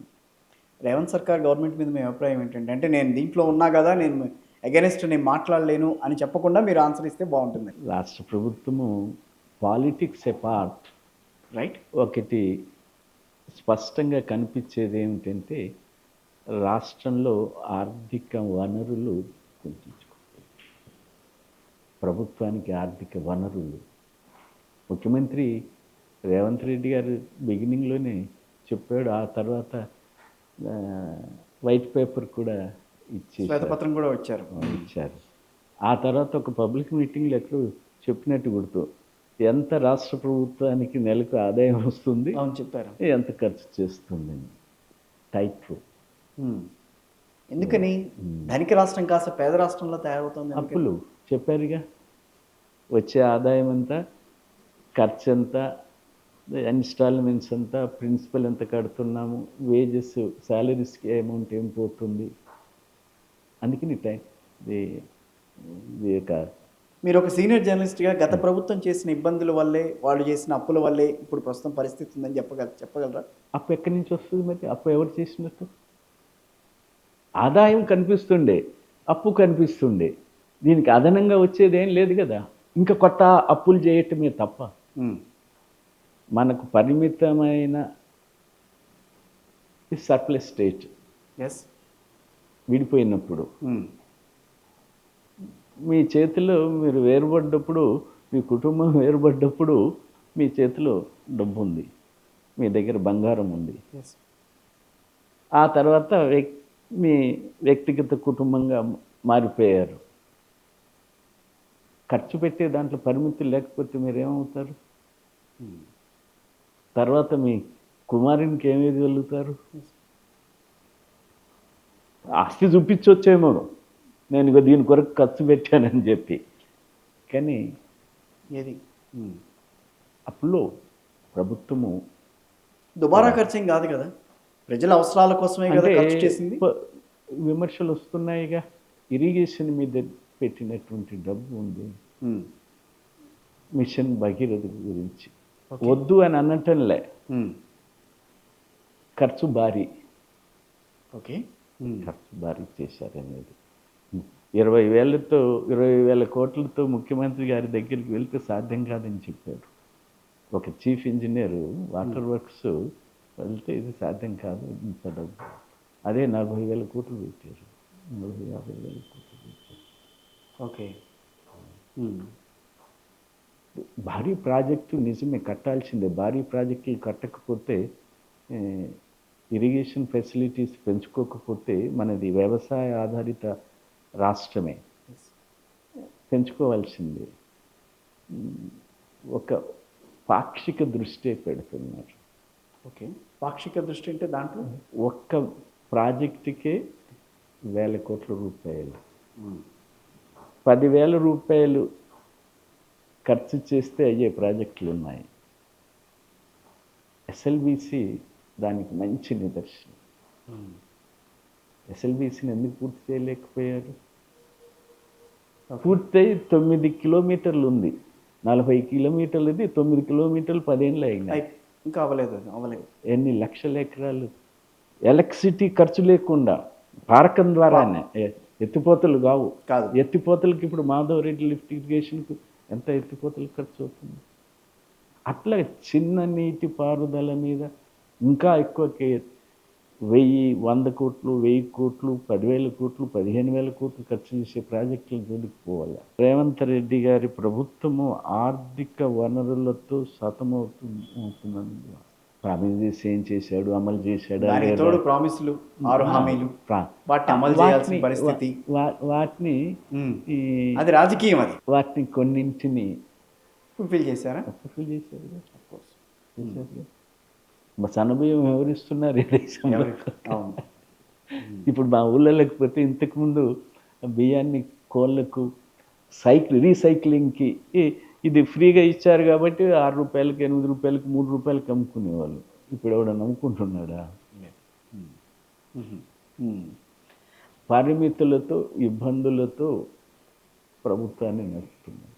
సో 5 ఏళ్ల పాటు అదే రకమైన అలా నడవాల్సిందేనంటారా? మార్గాలు ఏంటి? కొత్త అప్పులు తీసుకోవటం, అవును, రిసోర్సెస్ పెంచుకోవటంలో లీకేజెస్ని స్ట్రెంథెన్ చేసుకోవటం. లీకేజెస్ని ఇప్పుడు ఎక్సైజ్ ఉంది, కమర్షియల్ ట్యాక్స్ ఉంది, మెయిన్ సోర్సు. అవును, వాటిని కొద్దిగా టైటనింగ్ చేసుకుంటూ పోతే ట్యాక్సేషన్ కూడా ఉండాలి. ట్యాక్సేషన్ లేకపోతే అభివృద్ధి ఎట్లా జరుగుతుంది? ఎన్ని మార్కులు వేస్తారు ఇప్పటి వరకు 2 ఏళ్ల పాలన మీద? అడిగితే నెట్టుకొస్తున్నాడనే మాట చెప్పగలుగుతాను, గట్టిగా చెప్పగలుగుతాను. శాలరీస్ వారే చెప్తున్నారుగా గత గవర్నమెంట్లో ఏం చేశారు అనేది. అయితే సంతృప్తికరంగా ఉద్యోగులు ఉన్నారంటే అది వేరు, అది డిఫరెంట్ సబ్జెక్ట్ అండి, నిజమే. బట్ సో ఇక్కడ ఆంధ్రప్రదేశ్లో పక్కన దూరంగా ఉందిగా అందరూ. అసలు మీరు అవగాహనకి అయితే వచ్చి ఉంటారు కదా, వారికి ఫైనాన్షియల్ ఇబ్బందులు పెద్దగా ఉన్నట్టు అనిపిస్తుంది. అదేంటి అసలు ఫైనాన్షియల్గా ఇబ్బందులు పడుతున్న గవర్నమెంట్ కానీ ఇది కానీ స్టేట్ కానీ అదే కదా, రాజధాని లేని స్టేటు. భావం ఏంటంటే now NDA government is so alliance అయింది కాబట్టి మీరు అలయన్స్ కావటమే కాదు, చంద్రబాబు నాయుడు గారు పక్కకి వెళ్తే ఏమిటి పరిస్థితి? The government is depended on Chandrababu factors. Okay okay, సహజంగానే ఇప్పుడు ఏది కావాలంటే అది ఇస్తారు. ఏది కావాలన్నా కాదు, ఇక్కడికన్నా కొద్దిగా మెరుగైన పరిస్థితి, ఆయనకి బార్గెనింగ్ కెపాసిటీ. ఇప్పుడు కంప్లీట్గా కేంద్ర ప్రభుత్వం ఫైనాన్షియల్ సెక్టర్లు రాష్ట్ర ప్రభుత్వాల అధికారాలను కూడా కుంచి వాళ్ళ చేతులు పెట్టుకుంటుంది. అది కరెక్ట్ మీరు అన్నది. నిన్నగాక మొన్న చూశాను, మహాత్మా గాంధీ ఉపాధి పథకాన్ని ఏం చేశారు? పేరు మార్చడం ఒక ఎత్తు, 60% కేంద్రం ఇస్తుంది, 40% రాష్ట్రం ఇస్తుంది. రాష్ట్రాలకు కొట్టుమిట్టాడుతున్నాయి. ఇప్పుడు వాళ్ళ పథకాలకే డబ్బులు లేవు, ఇంకా దీన్ని ఎక్కడ భరిస్తారు? ఇట్లాంటి విషయాల్లో కొంత ఆయనకు వెసులుబాటు ఉంది, చెప్పి తెచ్చుకోవటానికి, చెప్పటానికి. వారు తీసుకెళ్ళటంలే వాళ్ళ ప్రభుత్వాలకి, బీజేపీ ప్రభుత్వాలు, రాష్ట్ర ప్రభుత్వాలకు, ఇతర ప్రభుత్వాలకు, సపోర్ట్ చేసే ప్రభుత్వాలకు తీసుకెళ్తున్నారు. అవును, ఆ రకమైనటువంటి వెసులుబాటు ఒకటి ఉండటము ఆయన గవర్నమెంట్ కొంత ఏపీలో డెవలప్మెంటల్ యాక్టివిటీస్కి అవకాశాలు. ఈ మధ్యకాలంలో ఒకానొక సందర్భంలో రేవంత్ గారు మీడియా మీద చాలా గట్టిగా ఫైర్ అయ్యారు. కారణం ఏంటనంటారు? మన ముఖ్యమంత్రి కేసీఆర్ కొత్తలో వచ్చాడు రాష్ట్రానికి. వచ్చినప్పుడు అంతటా స్టేట్మెంట్స్ చేస్తున్నాడు, మంచి ఇండ్లు కట్టిస్తాను, డబుల్ బెడ్రూమ్ వాళ్ళకి, జర్నలిస్టులకి ఏం సరిపోతుంది, మాతోనే 3-4 గంటలు కూర్చొని అన్ని స్థలాలు అవన్నీ ఇచ్చి చేసాం. 4 గంటలు ముఖ్యమంత్రి గారితో కూర్చోవటం అంటే, అధికారులకు ఫోన్ చేశాడు, ఐడెంటిఫై భూములు జరుగుతూనే వస్తాము వెళ్తాము, వెళ్ళారు మన వాళ్ళు, ఐడెంటిఫై చేశారు. ఒక దగ్గర ఆయన వరంగల్ వెళ్ళారు, ముఖ్యమంత్రి గారు కేసీఆర్ గారు. వరంగల్ వెళ్తే అక్కడ ఒక జర్నలిస్ట్ అడిగాడు ఒక క్వశ్చన్, ఏ పేపర్ నుండి, ఏమనుకుంటున్నావు, పాతాళానికి తొక్కేస్తాను అన్నాడు. తెల్లవారు పేపర్ చూసి ఏందబ్బా ఇది అనుకుని వాళ్ళ మంత్రులకి, దగ్గర వాళ్ళకి, ముఖ్యమంత్రి అయినంత మాత్రాన ఆగ్రహవేశాలకు అతీతుడు అన్నటము నేను ఫోన్ చేసి ఇది కాదు ఏదో ఆవేశంతో అన్నాడు, సవరించుకుంటే గౌరవంగా ఉంటుందని చెప్పాను. సవరించుకోకపోగా ఇంకా పెరిగిపోయినాయి ఆయన వద్యమాగలు, ఇంకా ఎక్కువ చేశారు. I wrote a letter to press council. Okay. Press council team వచ్చింది విచారణకి. అప్పుడు ప్లాజాలో రికలెక్ట్ అయింది. ముఖ్యమంత్రి మాట్లాడింది కరెక్టు అన్న ధోరణితో వ్యవహరించారు. So that is not the way. సవరించుకోవచ్చు, ఎవరైనా హ్యూమన్ ఇది ఉంటుంది. గతంలో అంజయ్ గారు ఒకసారి చీఫ్ మినిస్టర్గా ఉన్నప్పుడు కేంద్రంలో జనతా ప్రభుత్వం ఇక్కడ పిలిపించారు రైలు రోకో. ఓకే. కాంగ్రెస్ ప్రభుత్వం అధికారంలో ఉన్న ప్రభుత్వం, రాష్ట్రంలో కాంగ్రెస్ ప్రభుత్వం అధికారంలో, అక్కడ కేంద్రంలో జనతా ప్రభుత్వం. తెల్లారి సహజంగానే అన్ని పేపర్లు సక్సెస్, క్రానికల్ కూడా సక్సెస్ అని బ్యానర్ పెట్టింది. ఓకే. ఒక విలేకరి అవును అధికార పార్టీ అసలు పిలుపు ఇవ్వటమే తప్పు, పిలిపించిన తర్వాత సహజంగానే డాక్టర్ నార్మల్గా ఉండడు, కోపంగా వచ్చింది, గెట్ అవుట్ ఫ్రమ్ హియర్ అన్నాడు. నువ్వుతో నేను మాట్లాడను, గెట్ అవుట్ ఫ్రమ్ హియర్ అన్నాడు. ఆ రోజులు ఎంత 8-10 మంది అంతే చూసాము. ఆయన లేచి పెద్ద మనిషి ఆయన కూడా వెళ్ళిపోయారు. వెళ్ళిపోయిన తర్వాత మేము చెప్పాము ఆయన అడిగింది కరెక్టే, మీరు సమాధానం చెప్తే చెప్పండి, లేకపోతే ఊరుకోండి. ఈ రకంగా వ్యవహరించడం మంచిది కాదు. మీరు అతన్ని పిలిపించేంత వరకు ఇప్పుడు ప్రెస్ కాన్ఫరెన్స్ జరిగింది. ఆయన పేరుని పిలిపించాడు. పిలిపించడమే కాదు, రావటమే కాదు, ఐఎమ్ సారీ అని ఆయన శివం గారు అనేవాళ్ళు, పెద్ద మనిషి. శివం గారు సారీ. వాస్తవాలు ఒక ముఖ్యమంత్రి ఆ స్టేజ్లో ఉన్నవాళ్ళు ఇట్లా చెప్పుకుంటూ పోతే అనేక సంఘటనలు చెప్పగలుగుతాం. కోపము రావటం కాదు, కోపం సహజము, దాన్ని సవరించుకోవటం గొప్పతనం. అంతే, కరెక్ట్. రెడ్డి గారు అన్నదాన్ని ఆయన తెల్లవారు అన్నాడా అంటే ఏమిటిది అంటారు, కానీ సవరించుకోవాలి, కొంత జాగ్రత్త పడాలి. ఎంత దీంట్లో ఉన్నా కూడా సంయమనం ఇమీడియట్గా కాకపోయినా 2 రోజుల తర్వాతనైనా ఇట్ విల్ హెల్ప్. దాని మీద అవును సంయమనం, ఉన్నత స్థానాల్లో ఉన్న వాళ్ళు సంయమనం. సో మీకు చంద్రబాబు గారు అంటే బాగా నచ్చుతారా, ఇప్పుడు రేవంత్ రెడ్డి గారు అంటే బాగా నచ్చుతారంటే ఏం చెప్తారు? అది గెట్లుగా ఉంటుంది, 2 నచ్చుతారు. ఎందుకు కేసీఆర్ కూడా నచ్చాడు. కేసీఆర్ గారితో మీకు మంచి సాన్నిహిత్యం ఉంది కదా? బాగా అందరూ చీఫ్ మినిస్టర్లతో అందరూ గౌరవంగా ఉన్నాను, అందరూ గౌరవించారన్న బాగుంటుంది. ఎక్కడన్నా డిఫర్ అయ్యారా మీరు ఏ విషయంలో అయినా? చాలా విషయాలు తెలంగాణ ఆవిర్భావం టైంలో కానీ చంద్రబాబు నాయుడు గారితోనే ప్రతిపక్ష నాయకుడిగా ఉన్నప్పుడు పెద్ద హీటెడ్ ఇది జరుగుతుంటే నేను ఒక మిత్రుడు ఆయన చాంబర్లో ఉన్నప్పుడు వెళ్ళి మమ్మల్ని లోపలికి తీసుకుపోయి నేను చెప్పాను, బాబు గారు ఇది చెల్లదు, 2 కళ్ళ సిద్ధాంతం చెల్లదు. ఆయన అన్నాడు, నా పార్టీని బ్రతికించుకోవాలా లేదా అన్నాడు. ఇంక నీకు వారు చెప్పింది నేను అడిగిన దానికి అయిపోయింది అక్కడ. మళ్ళీ తెలంగాణలో తెలుగుదేశం పార్టీ అనేది మళ్ళీ వచ్చే ఛాన్సెస్ ఉన్నాయి ఇప్పుడున్న పరిస్థితుల్లో కనిపిస్తున్నాయా? అసలు బీజేపీ అనేది, జనసంఘం అనేది ఈ దేశాన్ని ఏళ్తుందని ఎవరన్నా అనుకున్నారా? సరే అయితే మీరు ఓకే అనుకున్నారా? నేనైతే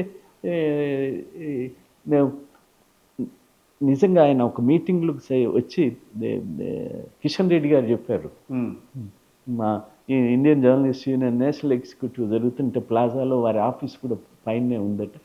వచ్చారు, వస్తే ఉన్నారు అంటే పిలిస్తే చెప్పాడు బద్దం బాలరెడ్డి గారు, అప్పుడు మన కిషన్ రెడ్డి గారు సైకిల్ వేసుకొని బీజేపీ అప్పుడు జనసంఘము ఇవి పంచుతూ ప్రెస్ నోట్లు పంచేవాళ్ళు. ఓపెనింగ్ చెప్పాడు మీటింగ్లో కూడా, నేను అట్లా చేశాను. ఎవరు ఊహించారు? అందుకనే ఒక పార్టీ అధికారంలోకి రాదు, ఒక పార్టీ అధికారంలోకి వస్తుందని చెప్పడంలో దెబ్బతిన్న పార్టీగా కోలుకోదు అన్న పార్టీలు కూడా కోలుకున్నాయి. చెప్పడానికి లేదు ఇప్పుడున్న పరిస్థితులు. అయితే ఉన్న సాపేక్షికంగా ఇంకా ఆ పార్టీ ఏం బతుకుతుంది అన్న భావాలు వస్తాయి. రైట్. ఏ ఇష్యూ మీద ఇప్పుడు రాజకీయాలలో ఎన్నికల సమయంలో వచ్చే ఒకే ఒక ఇష్యూ మీదనే ప్రజల ఓటు వస్తుంది. ఎస్. మొత్తము వాటి మీద కాదు. అదే ఏ ఇష్యూ మనకు తెలియటం లేదు. అప్పటి వరకు ఏ ఇష్యూ వస్తుందో తెలియదు. కరెక్ట్. అందుకని ఇప్పుడున్న రాజకీయ వ్యవస్థలో ఇక అన్నింటికన్నా మించి విమర్శలు చాలా ఉన్నాయి. వాస్తవం డబ్బు డబ్బు డబ్బు అనేది చాలా జరుగుతుంది కదా, వాస్తవం. అయితే డబ్బే మొత్తము మార్చేయలేదు. ఒక 5% 3% ఉంటే ఈ ఇన్ఫ్లుయెన్సెస్ వర్క్ చేస్తాయి తప్ప గత ఎన్నికల్లో టీఆర్ఎస్ దగ్గర బీఆర్ఎస్ దగ్గర డబ్బులు లేక ఓడిపోయిందా? ప్రజల్లో వచ్చింది అంతే. అంతే. వ్యతిరేకత అనేది ప్రజల్లో వచ్చింది అంతే. అది ఒక కాన్స్టిట్యున్సీలో ఒక రోడ్డు పోవటానికి కొన్ని కారణాలు కావచ్చు తప్ప ఓవరాల్ ఎఫెక్టు డబ్బు అందరినీ నష్టం కష్టం ఏమిటి వ్యవస్థ ఏమిటి డెమోక్రసీ ఏమిటి ఎన్నికలన్న చర్చకు దారితీసింది. ఇంకా దీనికి లాజికల్ కంక్లూజన్కి రావాలా ఖచ్చితంగా. కానీ అదొక్కటే ఇది కాదు. ఓడిపోవడానికి అనేక కారణాలు, అందులో అది కూడా ఒక కారణం. పంచలేకపోవటం కానీ, డబ్బు ప్రభావం చూపించటం కానీ. అన్నింట కాదు, ప్రజల ఒపీనియన్ కూడా రిఫ్లెక్ట్ అవుతుందా? ఇప్పటికీ అవుతుంది. లేకపోతే ఎట్లా సాధ్యం చెప్పండి? ఎట్లా సాధ్యం చెప్పండి? ఇంకో పేదవాడు కూడా పెద్ద ఒక కాన్స్టిట్యున్సీలో, ఒక రిజర్వ్ కాన్స్టిట్యున్సీలో ఊహించిన రకంగా మెజారిటీ ఎట్లా వస్తుంది? అవును. అన్ని పాపాలు కష్టాలు నష్టాలు చేశారనే భావంతో తప్పితే, లేకపోతే సానుకూలత ఉండకపోతే. ఫైనల్గా ప్రభుత్వం ఏదన్నా ఒక నిర్ణయం తీసుకోవాలని అనుకున్నప్పుడు నిజంగా మీలాంటి వాళ్ళ సలహా తీసుకునే ఛాన్సెస్ ఉందా? ఇప్పుడున్న పరిస్థితుల్లో అడుగుతున్నారా మిమ్మల్ని? వాళ్ళు ఏ ప్రభుత్వమైనా ఏ రాజకీయ నాయకుడైనా ఆలోచన పరులు నలుగురిని అడుగుతారు. గతంలో ఈ రాష్ట్రంలోనే ఉమ్మడి రాష్ట్రంలో బడ్జెట్ ప్రవేశపెట్టడానికి ఆర్థిక మంత్రి అన్ని డిపార్ట్మెంట్లతో దాదాపు 4 మాసాలు సెప్టెంబర్ నుంచి మొదలు పెడతారు అనుకుంటాను డిస్కస్ చేయటంతో పాటు జర్నలిస్టులను పిలిచేవారు డిన్నర్కు లంచ్కు. ఏమిటి మా ప్రభుత్వం మీద ఒపీనియన్ ఏంటి, ఎట్లా ఉంది, పనితీరు ఎట్లా ఉంది, మా ఫ్లాగ్షిప్ ప్రోగ్రామ్స్ మీద సంక్షేమ చర్యల మీద అడిగేవాళ్ళు. ఓపెన్గా అడిగేవాళ్ళు. మంచి ఓపెన్గా చెప్పేవారు. ఓపెన్గా చెప్పేవారు. ఇప్పుడు కూడా జరుగుతుంది. నలుగురితో మాట్లాడకుండా ఆయన ఏదో ఆలోచన తీసుకోవడం ఉండదు. నలుగురితో మాట్లాడుతున్నారు. వాళ్ళు ఆ రకంగా మాట్లాడతారా, మరో రకంగా మాట్లాడతారా, మేము మీ నిర్ణయాన్ని అట్లా కాదు మాట్లాడుతుంటారు. మీరు కేసీఆర్ గురించి మాట్లాడారు. కొంచెం ఆయన సీనియర్ మోస్ట్ కాబట్టి తెలంగాణ తీసుకొచ్చిన వ్యక్తి కాబట్టి ఆయన మీద మీ అభిప్రాయం ఏంటంటే ఏం చెప్తారు ఒక మాటలో? స్టడీ చేస్తారు. ఏ విషయం? థరో ఎక్స్ప్రెషన్లో ఎగ్జాగరేషన్స్ ఉండొచ్చు తప్ప స్టడీ చేస్తారు.